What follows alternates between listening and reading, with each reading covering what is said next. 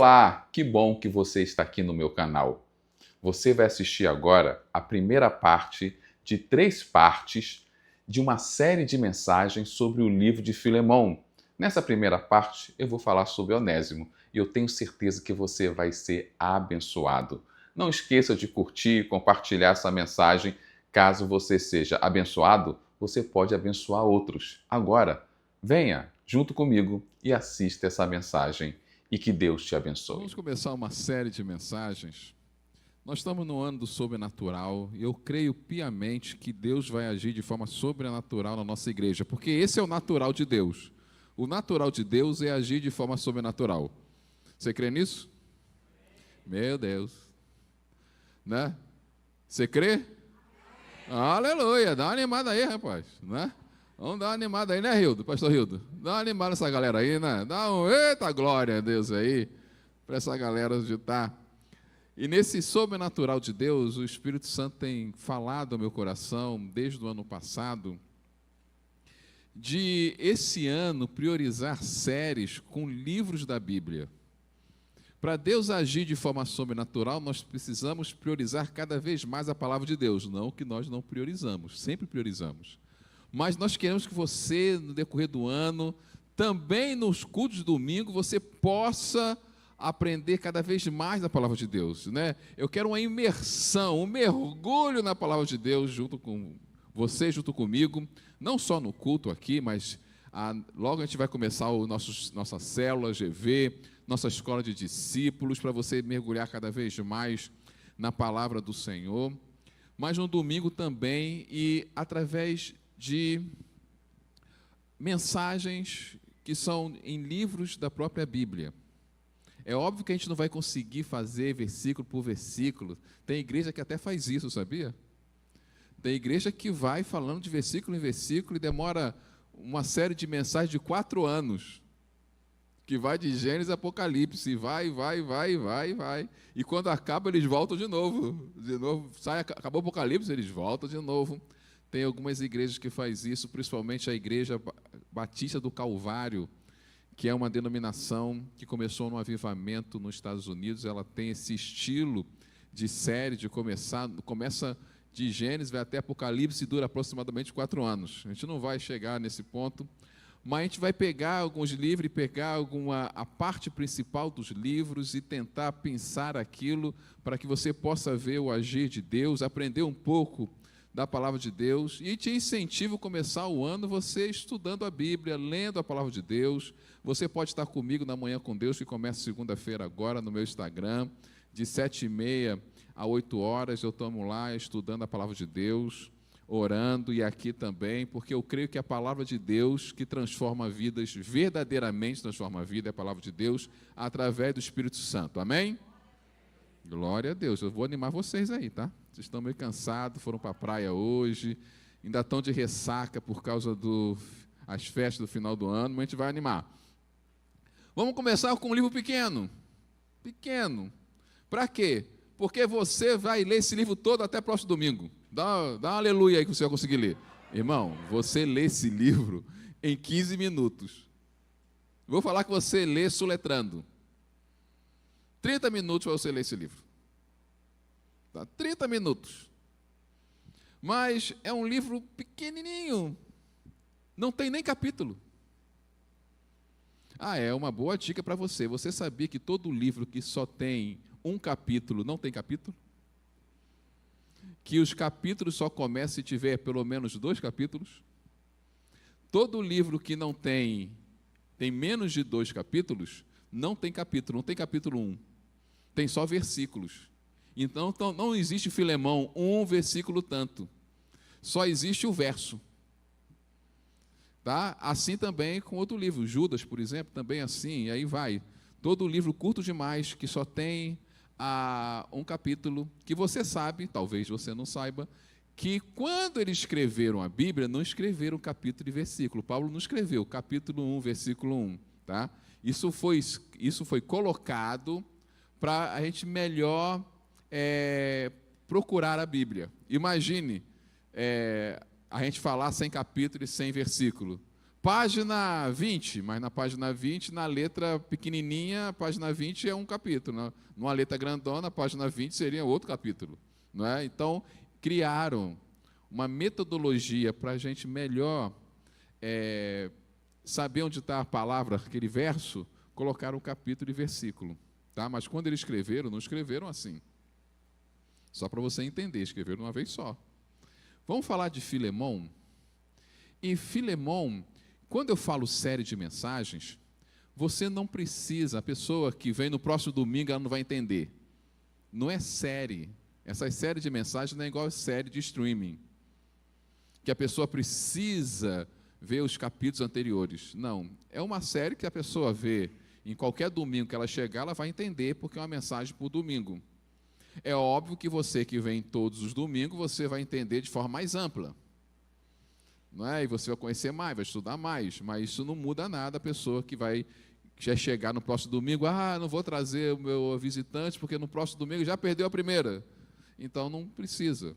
O que dá para entender é que a palavra de Deus, você só vai precisar de um pouquinho de paciência, eu sempre contando um pouquinho de que é a história de Filemão. Tá bom?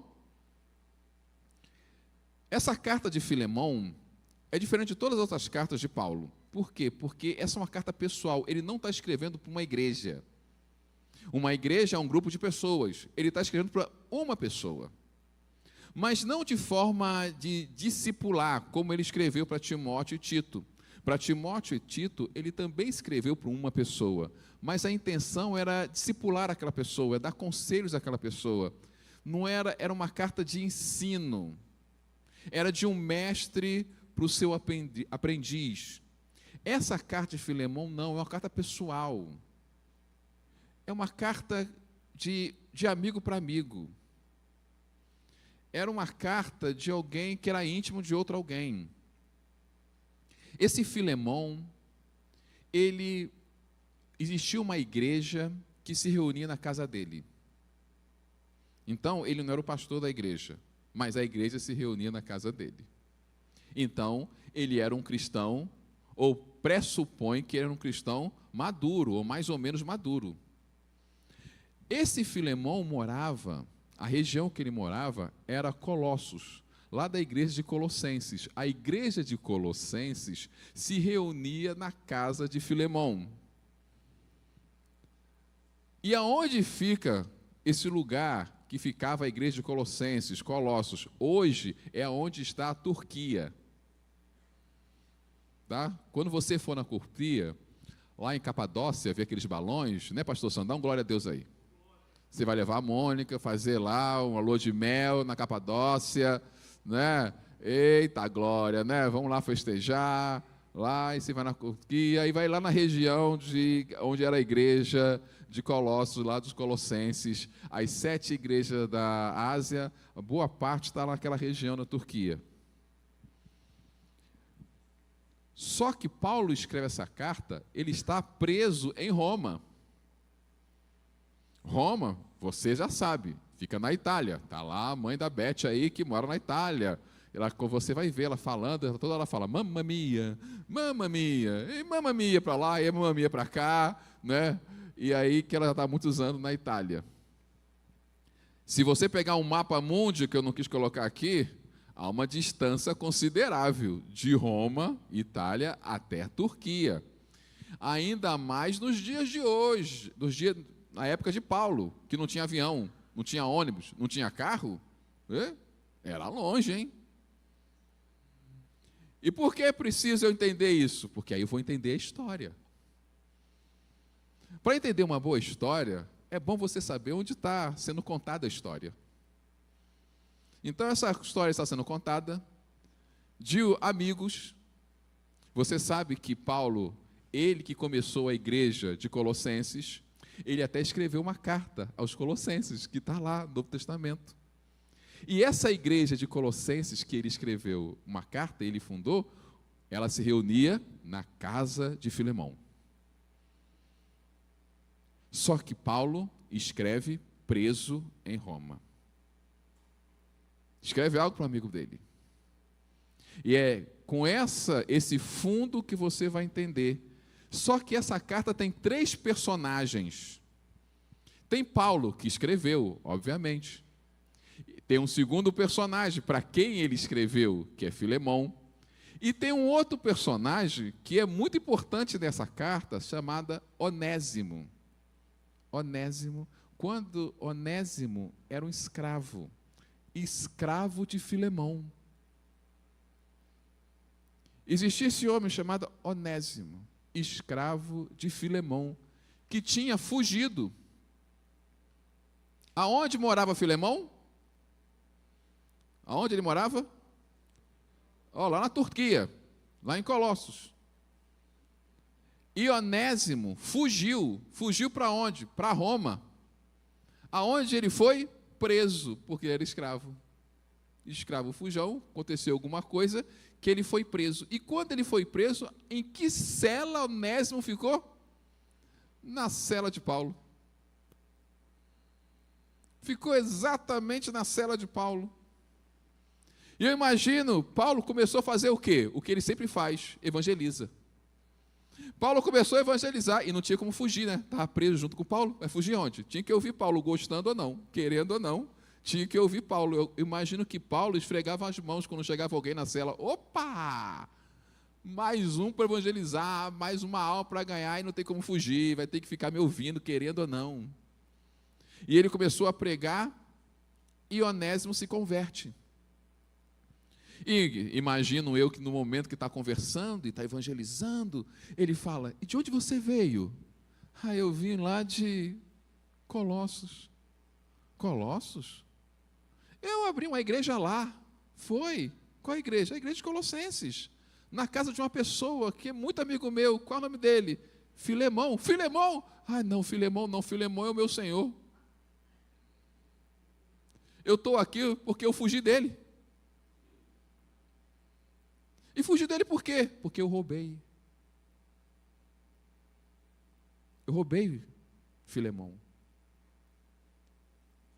E eu fiquei com medo de ser preso. Eu era escravo dele. E fugi, por mais longe que eu podia. E cheguei aqui em Roma. Só que aqui eu fui preso.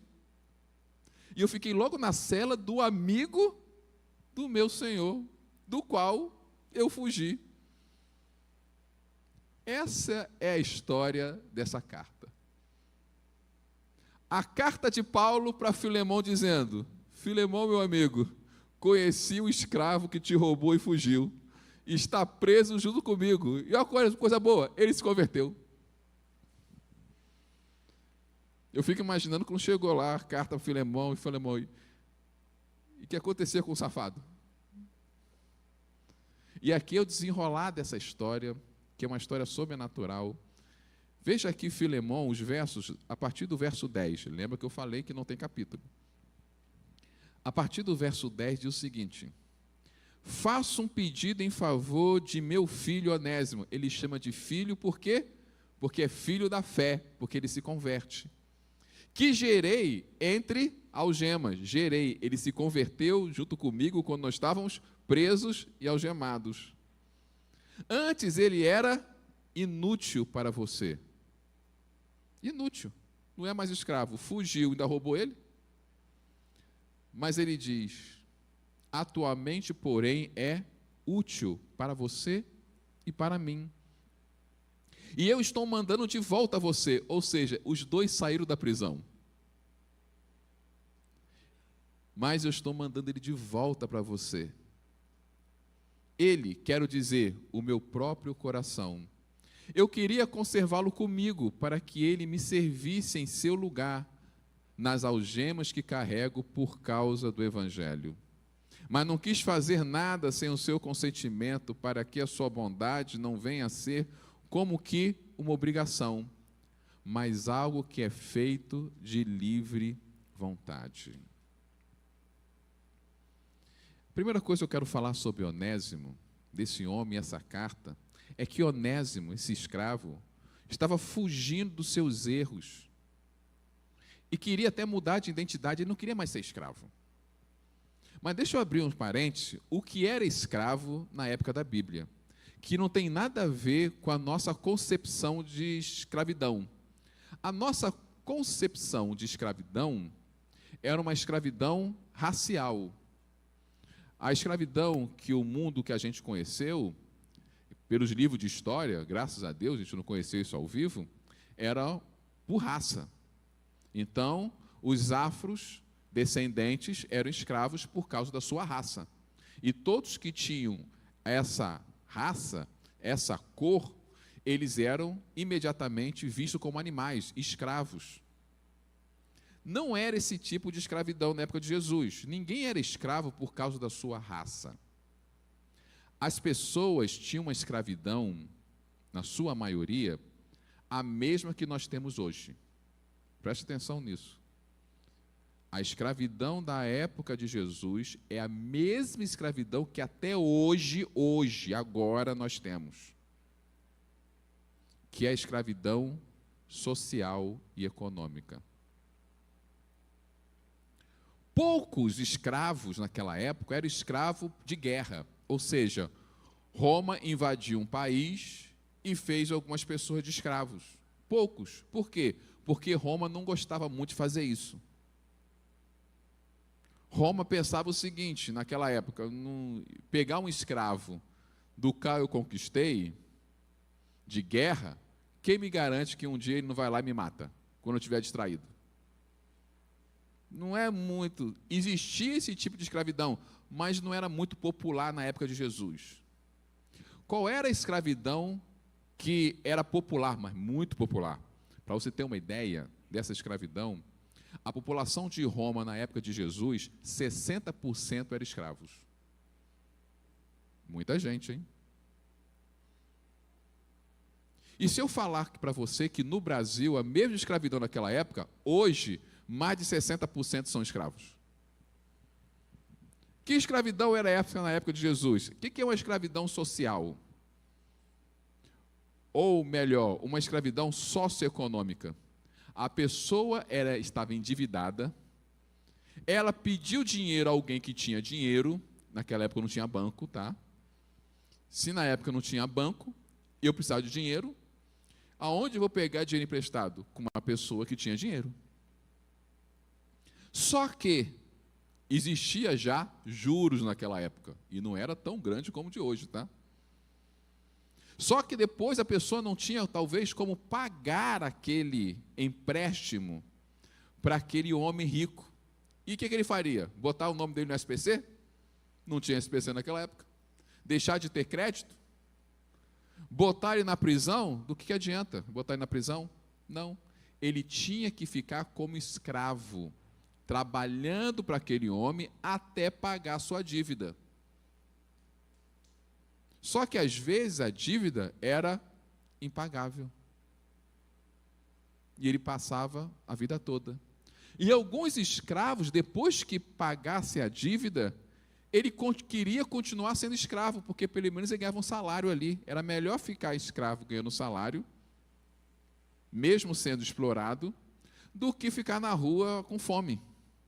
Então tinha muitos que se ofereciam de novo como escravo, mesmo depois que pagava a dívida. Por isso tinha um número muito grande de escravos. Então os escravos naquela época eram escravos de uma sociedade que deixava o dinheiro dominar outra pessoa.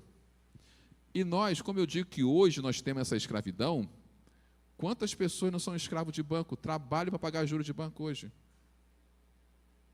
O que a gente faz hoje? Vai atrás de uma cara que tem dinheiro? Não, a gente vai no banco. Ou pega o cartão de crédito. E o que você faz? Quando você usa o cartão de crédito, está pedindo dinheiro emprestado a um banco. Nunca esqueça isso. O dinheiro do cartão de crédito não é seu, irmãos. O dinheiro do cartão de crédito é de um banco, do qual vai colocar uns juros exorbitantes. E porque ele quer viver do seu juro. E muitos de nós estamos vivendo de juros. Pagando, comprando um carro de um valor e pagando um carro 2, 3 vezes o valor daquele carro. A gente está trabalhando como escravo para alguém nos explorar. E sem perceber, às vezes. Somos escravos de um banco, de uma instituição. Não somos escravos de uma pessoa, mas somos escravos, às vezes, de uma instituição. O carro, talvez, que você esteja dirigindo, não está no seu nome, está no nome de um banco. E se você parar de pagar, talvez você já pagou o carro todo, mas você não vai conseguir pagar, vai pegar todo o dinheiro que já pegou, mais o seu carro. Você é escravo ou não é escravo deles? Escravo. Qual é a porcentagem da população brasileira que é escravo de um banco? Quantos? Eu não consigo nem imaginar. E agora são escravos de jogos, de bet, de joguinho, tigrinho. Esse tigrinho é tigrão, porque te morde a pessoa. Você sabia que 70% das pessoas endividadas em jogos online são pessoas endividadas, achando que vai conseguir ganhar alguma coisa para pagar sua dívida? Eles só aumentam a dívida. Filemão é esse homem. Ele, por algum motivo, pegou dinheiro.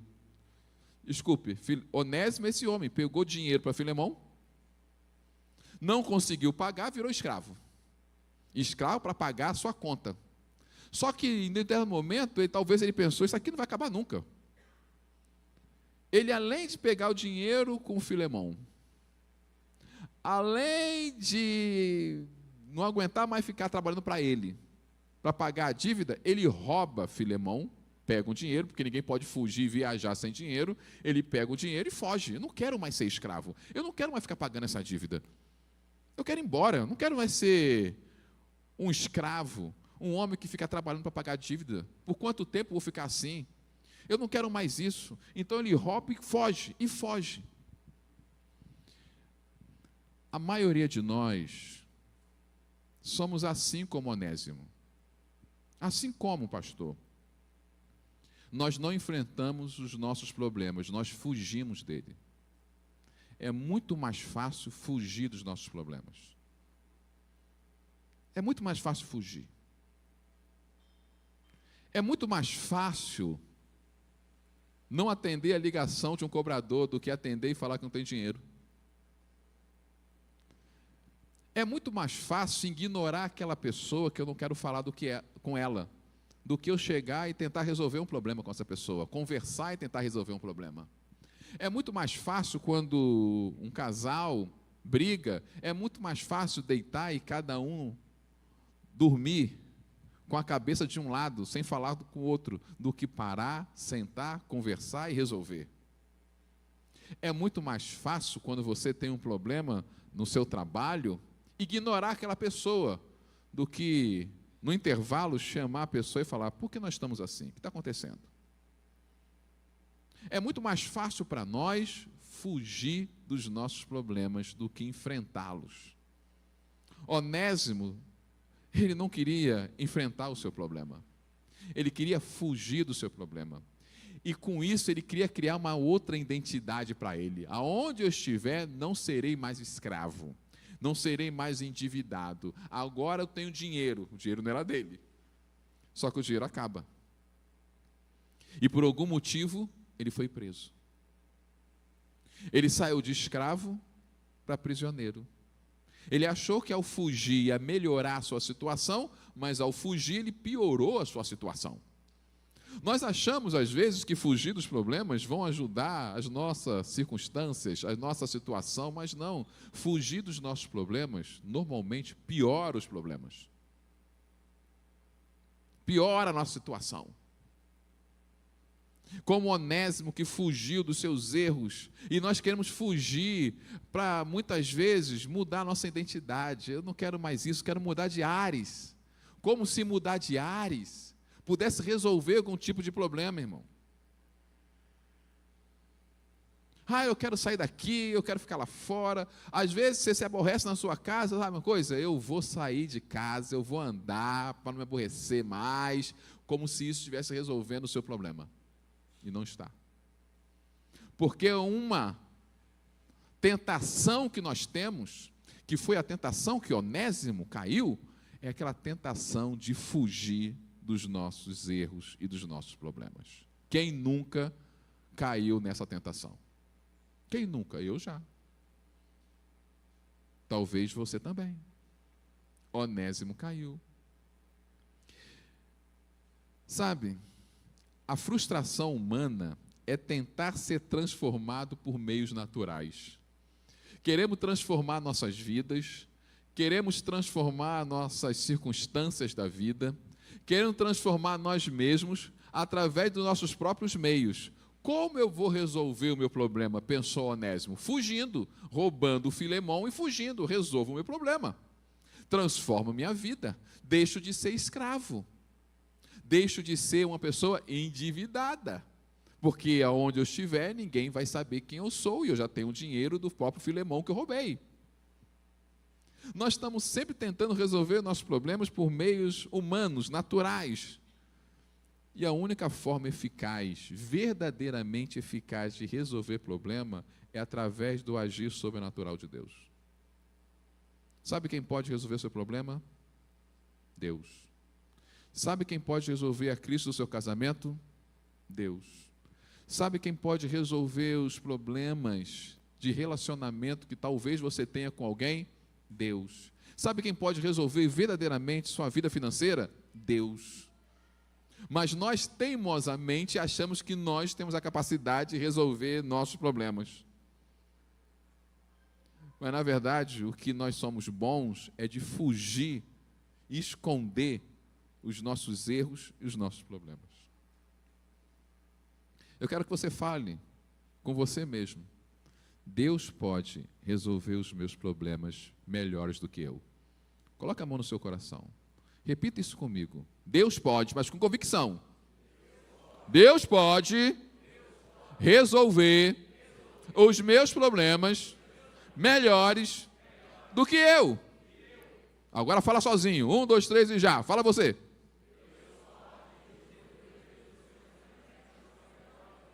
Deus pode, você crê nisso?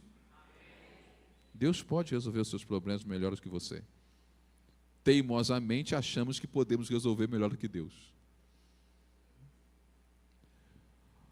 Perceba que Jesus, sem saber, estava atrás de Onésimo. Jesus está atrás de você. Irmão, quero falar uma coisa para você. Jesus está atrás de você desde o dia que você nasceu. Não somos nós que vamos atrás de Deus, é Deus que vai atrás da gente. Não somos nós que, por algum mérito, conseguimos alcançar a graça de Deus. Não seria graça, ato imerecido. É Deus, sem merecermos, que quer nos abençoar. Deus quer abençoar você sem você merecer essas bênçãos. Por isso é Deus que vai atrás de você. Quem foi atrás de Onésimo? Jesus. Olha a loucura. Ele foge. Ele está lá na Turquia. Esse homem foge para um lugar o mais longe possível para ele, que foi Roma. Roma era, naquela época, a cidade mais populosa do mundo, naquela época. A metrópole do mundo, a capital do mundo. Qual era a chance dele conhecer Paulo? Qual é a chance de ele conhecer um homem que fundou a igreja na casa do Senhor dele? Qual era a chance? Agora vamos lá. Se a igreja de Colossenses foi Paulo que fundou e ficava na casa de Filemão, e Onésimo, antes de fugir, era escravo de Filemão, era bem provável que ele já tinha visto Paulo. Era bem provável que ele conhecia de alguma forma Paulo. Imagine quando ele foi preso, quando ele pensou, agora eu estou mal, estou preso, o que eu faço? Coloca na cela. Quem está na cela? Paulo. Olha a cara dele. Não é possível. Eu vou fugir, vou para o lugar mais longe possível, me coloca na cela junto com Paulo, porque se ele tivesse visto Paulo na rua, o que ele faria? Fugia. E olha lá, se ele conhece meu Senhor, e eu estou fugindo de Filemão. Onésimo ia fazer o quê? Se esconder de Paulo. Mas dentro de uma prisão, o que ele podia fazer? Nada. Nada. O que ele pensava que era uma desgraça, passou a ser graça, porque ali ele conhece Jesus, o Evangelho. Jesus alcança Onésimo através de Paulo. O que eu quero dizer para você? Jesus não é o responsável pelos problemas da sua vida, mas Ele vai usar os problemas para te alcançar. Preste atenção nisso. Jesus não é responsável pelos problemas da sua vida. Não foi Jesus que incitou Onésimo de roubar Filemão. Foi a decisão do Onésimo, o erro dele. Ele estava sofrendo pelos seus erros, mas Jesus usou aquele erro para alcançar Onésimo. Jesus usa os seus problemas para te alcançar. Problemas que você criou, ou outros criaram para você, ou o diabo gerou tentação na sua vida, mas não foi Deus que criou. Mas Ele usa esses problemas para te alcançar, porque Jesus está atrás de você. E às vezes a gente não percebe isso, que Jesus está atrás de nós, e Jesus está atrás de você, irmão. Do mesmo jeito que Jesus estava atrás de Onésimo, e alcança Onésimo através de Paulo. Por isso eu quero dizer algo para você. Jesus, de forma sobrenatural, tem buscado você. Não é de forma natural, de forma sobrenatural, Jesus tem buscado você. Não é uma coincidência. É plano de Deus para Jesus te alcançar. Como foi comigo, como foi com Onésimo, também foi com você. Jesus está atrás de você, irmãos. De alguma forma Ele está atrás de você. De alguma forma Ele quer transformar a sua vida e fazer um mover no seu coração. Por isso, Onésimo foi liberto e transformado aonde? Na prisão. Ele foi livre, preso. O lugar mais improvável para alguém ser livre é estando preso, mas ali que ele se libertou. Aonde Onésimo se libertou? Na prisão. Na prisão, quando ele conheceu o Evangelho através de Paulo, Jesus alcançou Onésimo, e ali Onésimo foi livre, mesmo preso. Porque o que nos prende não são as circunstâncias da vida, o que nos prende são os nossos pecados. Não importa se você é rico, você pode ser rico e mesmo assim está preso, é escravo dos seus próprios pecados, é lacaio do diabo. Não importa onde você está, no lugar mais bonito, ou está morando num lugar difícil, feio, isso não importa. O que importa é que você é livre em Cristo. É Cristo que nos dá uma liberdade verdadeira, não é as circunstâncias da vida, não é o lugar onde nós estamos, não é a situação financeira que nós estamos que vai nos libertar, nos livrar, nos dar uma nova vida. Não, é só Cristo. Tem gente que acha que se ganhar, o cara que ganhou a Mega Sena premiada, agora ele tem uma nova vida. Não, ele tem uma nova dor de cabeça. Nova vida nós só temos em Cristo. Às vezes nós achamos que conseguimos um emprego maravilhoso, agora vai ter tudo novo. Não, você tem um novo desafio. Às vezes você é solteiro e fala, eu estou doido para casar, quando eu casar vou ter uma nova vida. E você casa, o que você vai ter? Você vai ter um novo desafio. Aí o cara que está casado, eu quero largar aquela mulher, eu quero largar aquele homem, que eu quero ter uma nova vida. Não vai ter uma nova dor de cabeça também. A gente está sempre procurando algo novo, e algo novo só Cristo pode nos dar. E achamos que alguma circunstância da vida, alguma mudança na vida, vai mudar aquilo que está nos prendendo, e não vai. A liberdade verdadeira está em Cristo, e só em Cristo. Onésimo estava livre, mesmo preso. E ele, quando estava fugindo, achando que estava livre, ele continuava sendo escravo, não de Filemão, mas escravo do seu próprio pecado, do seu erro, da sua consciência, da sua culpa. E não existe escravidão pior do que a escravidão da culpa. A pior escravidão que pode existir no ser humano é a escravidão da culpa. É saber que tem um erro, saber que tem algo que ele está tentando esconder das pessoas, e aquilo está escravizando a sua mente. E ele precisa ser liberto daquilo, e só Cristo pode dar essa liberdade. Só Cristo pode dar o perdão real. Só Cristo.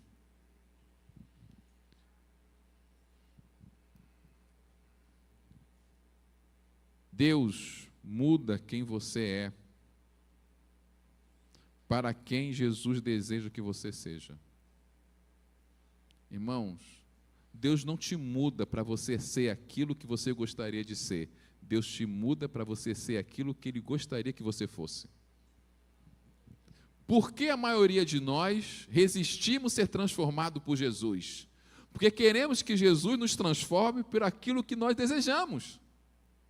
E aí vem Jesus, eu quero transformar você, mas sou eu que vou dizer o que eu quero que você seja. Sou eu que vou dizer. Em todos os sentidos, em todas as áreas.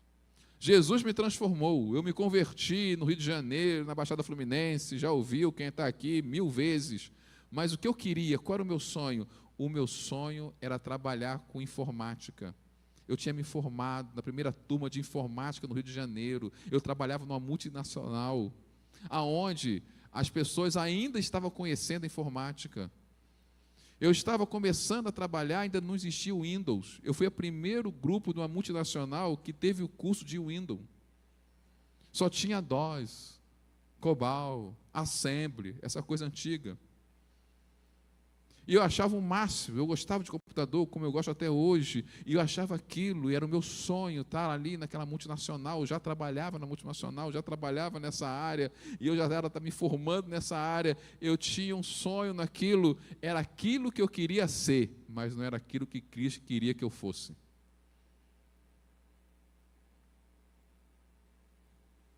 Deus não ouviu o desejo do meu coração.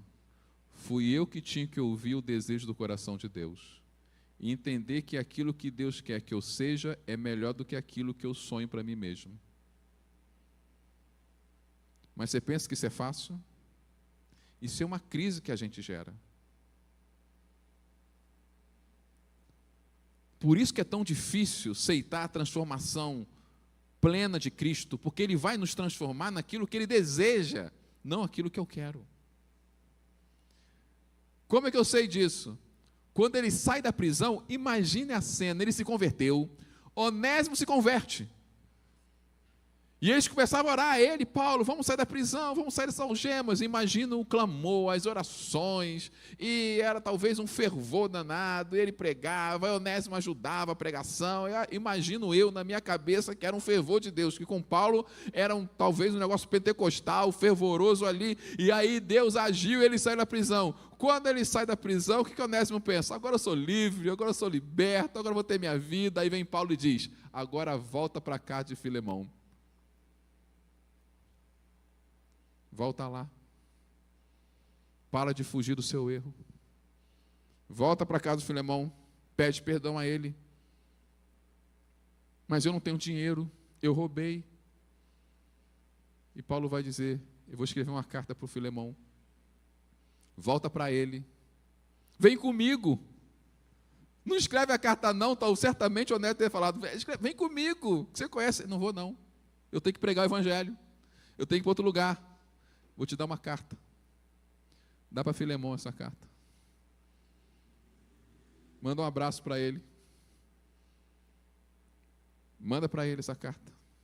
Deixa ele ler. Filemão é crente. Ele me respeita. Mas você tem que voltar lá e aprender a enfrentar seus problemas. Enfrentar os seus erros. Pedir perdão por eles. Senão, de nada mudou o evangelho. Você não foi transformado. Você não foi transformado para ser quem você gostaria de ser. Você foi transformado para ser o que Cristo gostaria que você fosse. Volta para lá. E lá vai Onésimo. saindo de Roma, voltando de novo para Colossos, voltando de novo para a Turquia, com a carta de Paulo na mão. Mal sabia ele que a carta é tão abençoada, que entrou no livro sagrado. Tão abençoada que foi inspirado pelo Espírito Santo a ponto de entrar no livro sagrado. Mal sabia Onésimo que ele estava carregando um pedaço da Bíblia. Mal sabia Onésimo que estava carregando um pedaço da palavra de Deus, inspirado pelo próprio Deus, que está no livro do Senhor, do livro da vida, que não ia só transformar a vida dele, mas a vida de muitos ainda. Você não sabe o que Deus pode fazer quando você se coloca na brecha do Senhor.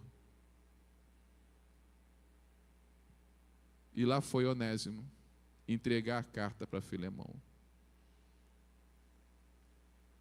Enfrentar os seus problemas, os seus erros. A gente acha que deixou tudo para trás. Nova vida. Deixei tudo para trás. As coisas velhas se foram e tudo se tornou novo. Mas tem algumas coisas para trás que talvez você precise resolver em Cristo. Talvez algum perdão, algum relacionamento. Talvez algum dinheiro que você pegou de alguém e tem que devolver, irmão. Mas já foi tanto tempo. Vai lá, irmão.